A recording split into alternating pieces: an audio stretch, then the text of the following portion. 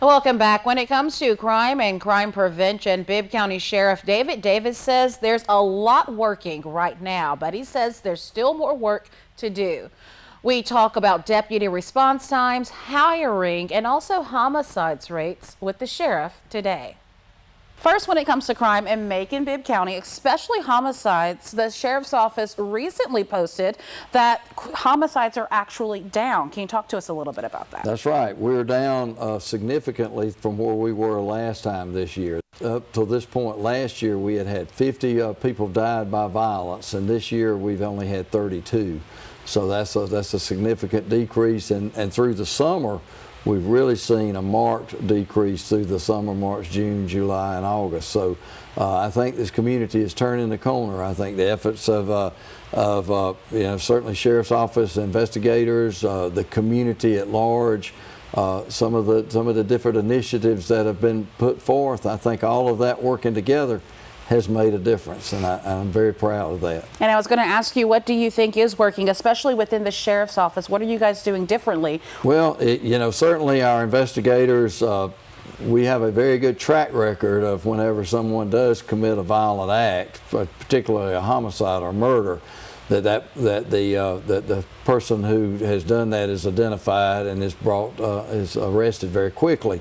But also other initiatives. We've really been intentional and very forthright about some of our enforcement actions. If you look at some of our social media posts where we have made a lot of arrests on a lot of different charges, plus the other things that are happening, the other initiatives in the community, the Walk Away initiative, that's one that's really making a significant impact. The mayor's making violence prevention program. I think you can't really point to any one thing, but it takes a lot of different things to do this. So when you're consider it cooking, when you're making a very good stew or a very good soup, it's not really one ingredient, but it's all of those ingredients together that really makes the difference. And I will say, that's what we're seeing now. I've noticed the presence and the difference on social media, and then even just seeing some deputy cars out and about more often. Well, you're seeing that, and we are hiring more deputies now. We've hired more than 100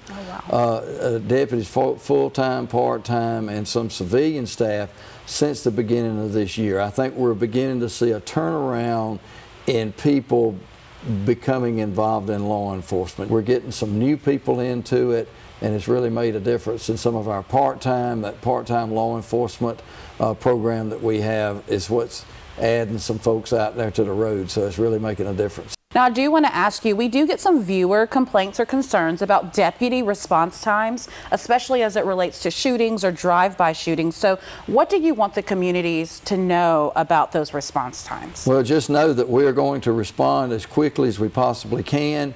I always say there's a 911 call and a 751-7500 call. If it is a life or limb type situation, a shooting, a drive-by, participation in a violent event, that is a 911 call, and we pull resources from wherever we need to respond to those. And some of that will be helped as we get these new people on staff and we get more and more people out on the road. So that is one thing that we are working on diligently.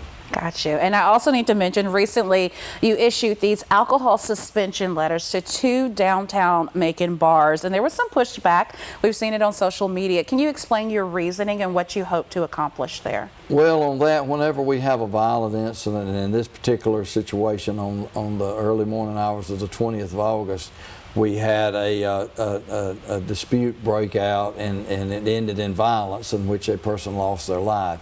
We have to look at what circumstances were going on at that particular time and look at the evidence that we have.